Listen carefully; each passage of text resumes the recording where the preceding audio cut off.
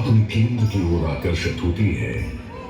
इस पृथ्वी पर एक ऐसा केंद्र है जो न केवल मानवता की आस्था और भावनाओं को, बल्कि उनकी आत्मा की गहराइयों को भी अपनी ओर खींचता है।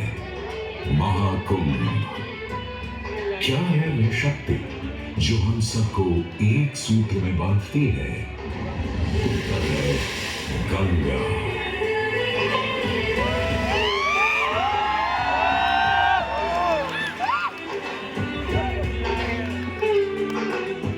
किंतु गंगा क्यों?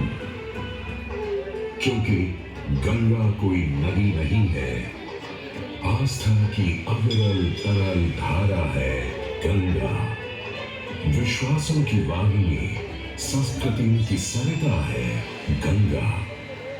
और इस स्थान पर, इस प्रयागों के राज में श्वेत रंगा गंगा का संगम होता है अपनी दो बहनों श्यामल वर्ण यमुना और अदृश्य सरस्वती से। और इस त्रिवेणी संगम के कारण ही यह जगह इतनी महत्वपूर्ण हो जाती है। गंगा के उद्गम के बारे में जो पौराणिक कथा प्रचलित है वो बड़ी ही रोचक और मनमोहक है। तो आइए, क्यों न आज हम आपको गंगा अवतरण की कहानी सुनाएं, दिखाएं। राजा बलि पर करता था दम, पूरी पृथ्वी पर फैला था उसका ही आतंक। उसके आतंक को रोकने विष्णु ने धरा एक रूप, 52 अंगुल का बौना बनकर पहुंचे जहां था भूत।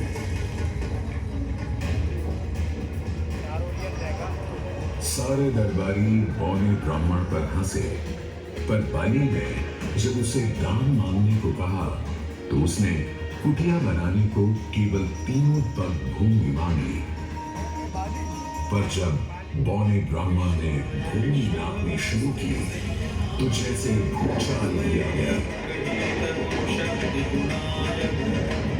वामन ने पहले पग में पूरी धरती नाप ली और अगले कदम से स्वर्ग। ब्रह्मा जी ने भगवान विष्णु के चरण धोकर उस जल को अपनी कमंडल में भर लिया। और अब वामन अवतार ने अपना तीसरा पग बलि के सिर पर रख उसे पाताल लोक भेज मुक्ति दे दी।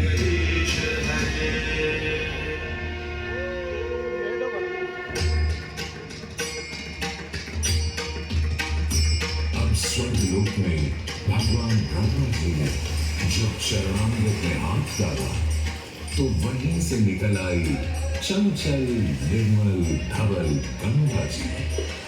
पवित्रा किंतु चंचला, आज से तू मेरी पुत्री और नाम तेरा गंगा।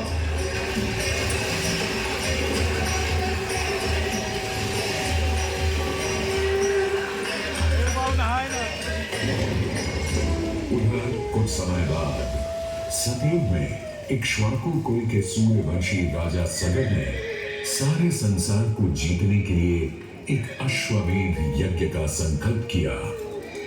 सुने सुने सुने, सब सुने, यह चिन्हित पूजित धवल अश्व जहां भी जाएगा वो भूमि राजा सगर की मानी जाएगी। यदि किसी ने इस अश्व को रोका या पकड़ा तो उसे सगर के 60,001 पुत्रों और उनकी लक्षाधिक सेना का सामना करना पड़ेगा।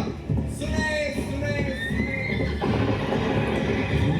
सगर का अश्व अजेय अपराजेय बढ़ता जा रहा था और स्वर्गलोक में बढ़ती जा रही थी देवेंद्र इंद्र की दुर्गा। डरकर वो अश्व को रोकने की युक्ति लगाने लगे। इंद्र ने राजा सगर के उस घोड़े को चुरा लिया और छल से महर्षि कपिल के आश्रम में बांध दिया। घोड़े को खोजते हुए राजा सगर के 60,000 पुत्र महर्षि कपिल के आश्रम में पहुंचे। वहां घोड़े को बंधा हुआ देख क्रोधित पुत्रों ने कपिल मुनि को घोड़ा चोर समझा और उन्हें अपशब्द कहने लगे। वाचाल कुमारों, यदि कपिल ऋषि ने खोली आंख तो तपस की युगाग्नि से जलकर तुम सब हो जाओगे राख।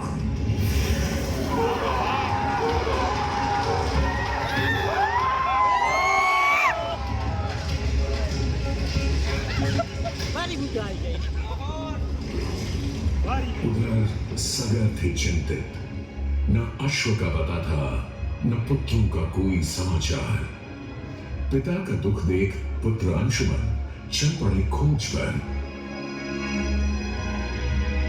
जब महर्षि कपिल के आश्रम पहुंचे तो देखा अश्व को और साथ ही अपने 60,000 भाइयों की भस्म को। महर्षि से की क्षमा याचना और पूछा तर्पण का उपाय। तुम्हारे भाई थे घमंडी, अविवेकी और अभिमानी। भस्म कर दिया उन्हें मैंने, जो उन्होंने मेरी नहीं मानी।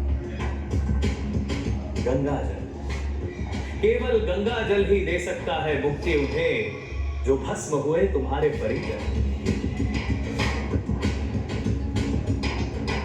अंशुमन को अपने भाइयों के तर्पण के लिए गंगा को लाने का बहुत मन था, किंतु किसी को राजधर्म भी तो निभाना था और राज भी चलाना था। देखते देखते 7 पीढ़ियां गुजर गईं, पर 7 पीढ़ियों के बाद समय आने पर राजकुमार भगीरथ ने राजा बनने से साफ मना कर दिया।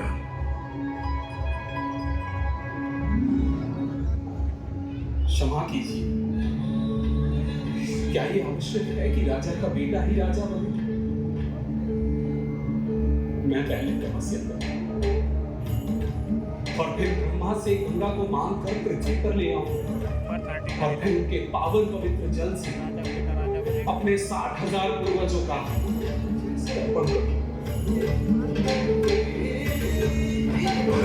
दिन वर्ष बदले, ऋतुओं की हवा बदली, नदियों के किनारे बदले, किंतु नहीं बदला भगीरथ का संकल्प, गंगा अवतरण।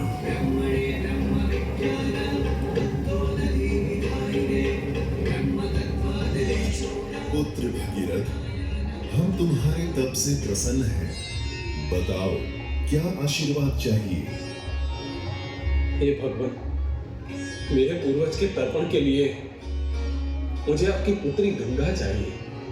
तथास्तु, किंतु यदि गंगा स्वर्ग से सीधे धरती पर गिरी तो पृथ्वी को चीरते हुए गंगा सीधे पाताल में पहुंच जाएगी। इसलिए तुम भगवान शिव शंकर को मनाओ ताकि गंगा जब स्वर्ग से नीचे उतरे तो वो उसे अपनी जटा में थाम ले। अब भगीरथ ने एक अंगूठे पर खड़े होकर भगवान शंकर को मनाने के लिए शिव शंकर का जाप शुरू कर दिया। जय मन भावन जय पतित पावन शोक नशावन शिव शंभो, विपद विहारम अधम उदाहरण सत्य सनातन शिव शंभो, सहज वचन हर जल जनयन वर धवल वरण शिव शंभो। पुत्र, कोई भी वर मांग लो आज। हे प्रभु, जब गंगा स्वर्ग से धरती पर गिरे तब आप बीच में उन्हें अपनी जटाओं में सांध ले, नहीं तो पूरी पृथ्वी नष्ट हो जाएगी। बस इतनी सी बात? ठीक है, ब्रह्मदेव से कहो शिव तैयार है, आने दो गंगा को, आने दो। जय शिव शंभो, जय करुणाकर, जय जय जय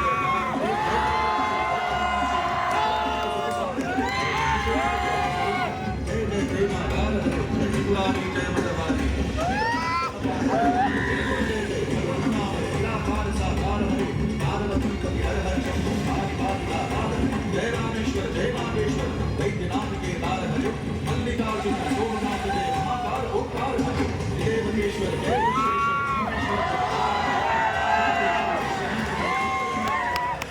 नीलकंठ जय भूतनाथ जय जय अविकार हरे, जय शिव शंकर जय परमात्मा जय जय और यूं गंगा ने भगीरथ के साथ गंगा सागर जाकर सगर के पुत्रों का उद्धार किया।